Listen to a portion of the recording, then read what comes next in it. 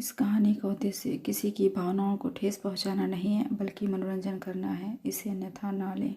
मेरी सास विधवा थी। देवर रात को सास के कमरे में ही सोते थे। रात के करीब 2 बजे आह की आवाज़ें मुझे साफ साफ सुनाई दे रही थी। कहानी बहुत ही इंटरेस्टिंग और रोमांटिक है दोस्तों। इसे बनाने में बहुत मेहनत लगती है। अगर आप चैनल पर नए हैं तो चैनल को सब्सक्राइब ज़रूर कर लीजिए। मेरा नाम आरती है। मेरी उम्र 25 साल है। मेरी शादी को अभी 2 हफ्ते ही हुए थे। ससुराल में हमारा घर छोटा था, लेकिन हर सुख सुविधा घर में मौजूद थी। मुझे किसी चीज़ की कोई कमी नहीं थी। मेरे पति रोज़ाना काम पर जाते थे।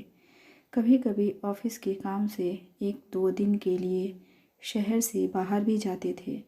लेकिन मेरे देवर का व्यवहार कुछ अजीब था। मुझसे कहता, भाभी आज तुम बहुत सुंदर लग रही हो। तुम्हारी लिपस्टिक बहुत अच्छी लग रही है। उनकी नज़रें भी मुझे अजीब लगती। वह काम पर नहीं जाते थे और अक्सर मेरी सास के कमरे में रहते थे। देवर रात को सास के कमरे में ही सोते थे। मेरी सास विधवा थी। उनकी उम्र लगभग 50 की होगी, लेकिन वो इस उम्र में भी इतनी सुंदर दिखती थी कि कोई भी उनकी उम्र का अंदाज़ा नहीं लगा सकता था। शुरुआत में मुझे इस पर ज़्यादा ध्यान नहीं गया, लेकिन धीरे धीरे रात को सास के कमरे से आने वाली चीखने और रोने की आवाज़ों ने मेरा ध्यान खींचा। मैंने अपने पति से इस बारे में बात की, लेकिन उन्होंने इसे टालते हुए कहा, तुम इन सब बातों पर ध्यान मत दो और उनसे दूर ही रहो। यही तुम्हारे लिए अच्छा होगा।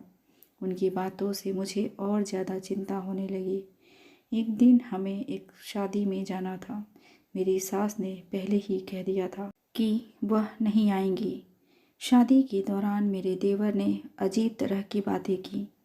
उन्होंने कहा, भाभी आज तुम बहुत मस्त लग रही हो।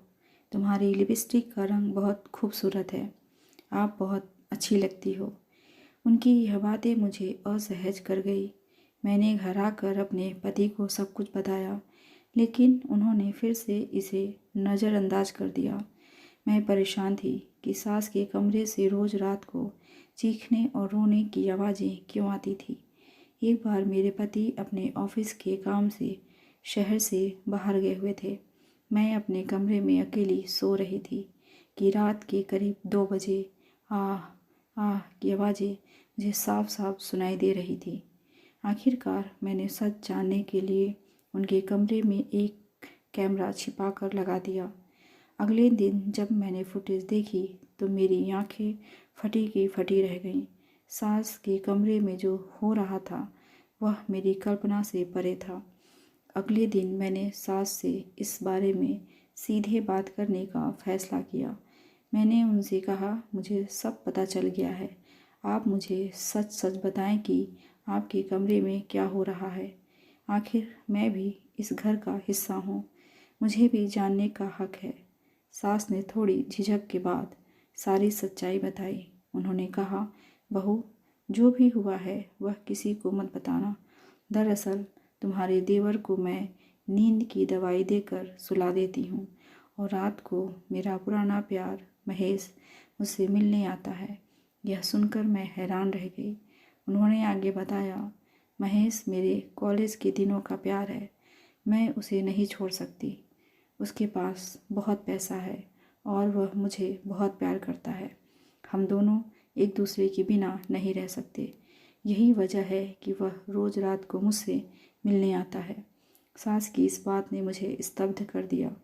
उनके और महेश के रिश्ते ने हमारे घर की शांति भंग कर दी थी। मैंने महसूस किया कि यह सच न केवल हमारे परिवार के लिए बल्कि खुद सास के लिए भी मुश्किलें खड़ी कर सकता है। अब मैं सोचने लगी कि इस स्थिति को संभालने के लिए मुझे क्या कदम उठाना चाहिए। मैंने अपने पति का आने का इंतज़ार बड़ी मुश्किल से किया। जब मेरे पति आए तो मैंने उनसे बात की। फिर महेश के बारे में पता किया तो पता चला कि उन्होंने शादी ही नहीं की थी। माँ से कहकर उनको घर बुलवाया और माँ से शादी करने का प्रस्ताव रखा। जिसे उन्होंने सहर्ष स्वीकार कर लिया। अगले महीने एक शुभ मुहूर्त में शादी संपन्न हो गई। मेरी सास ने मुझे बहुत आशीर्वाद दिया। वो बहुत खुश थी। कैसी लगी आपको ये कहानी कमेंट करके ज़रूर बताइएगा। मिलते हैं अगली कहानी के साथ। धन्यवाद।